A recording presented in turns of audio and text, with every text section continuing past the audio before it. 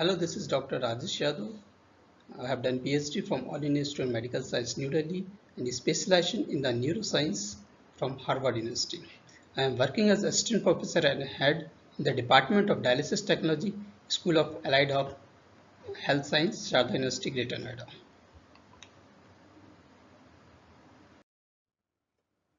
So what is synapse? Synapse is also called neuronal junction. This is the site of transmission of electric nerve impulse between the two nerves or between the neurons and gland or muscle cell. The word synapse was introduced in 1897 by the English neurophysiologist Charles Sherrington, and they have described about this in his book Textbook of Physiology. Synaptic connection between neurons and muscles is called neuromuscular junction. Santiago Ramon y Cajal proposed that neurons are not continuous throughout the body, yet still communicate with each other. An idea is known as neuron doctrine. The synapse is of two types. One is a chemical synapse and second is an electrical synapse. So first we will discuss about the chemical synapse. So what is the chemical synapse?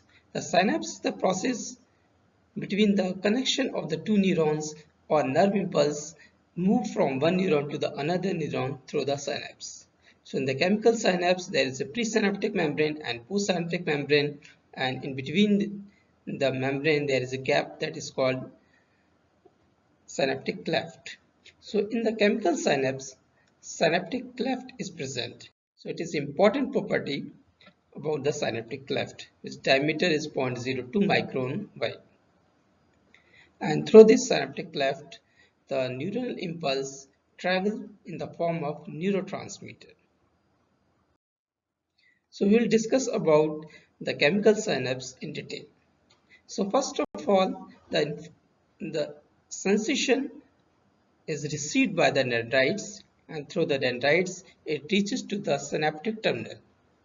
So in the synaptic terminal, when the action potential reached, the calcium channel which is present in the presynaptic membrane is open and calcium enter into the synaptic terminal.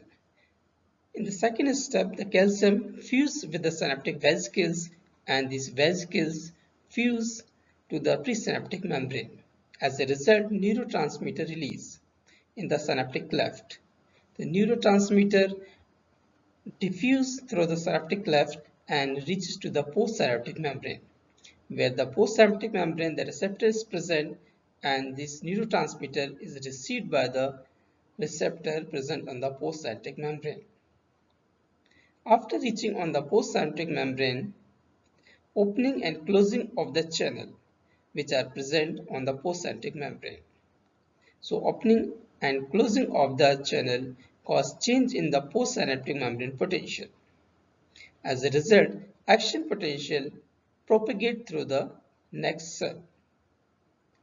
So if neurotransmitter has remained in the synaptic cleft, it can be destroyed by the cholinesterase enzyme. Suppose if the neurotransmitter is acetylcholine, so it is destroyed by the some enzymes that is called cholinesterase enzyme, and remaining neurotransmitter go back into the reverse direction in the neurons uh, by reverse cycling process. So the last step is a neurotransmitter is either inactivate or transport back into the presynaptic terminal. So in this way, the neuron propagate from one neuron to the another neurons in the form of chemicals. So it is called synapse process or chemical synapse. So chemical synapse can be classified according to the neurotransmitter released. If the neurotransmitter is glutamate, so chemical synapse is called glutamatergic. If the neurotransmitter is GABA, then chemical synapse is called GABAergic. If neurotransmitter acetylcholine, then synapse is called cholinergic synapse. If it is norepinephrine or adrenaline, then it is called adrenergic synapse. Now come to the topic postsynaptic potential.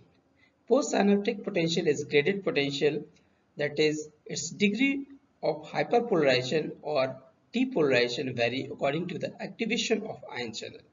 The ability to integrate multiple postsynaptic potential and multiple synapses is an important property of neuron, and it is called summation. Summation is of two types. One is a spatial summation and second is a temporal summation.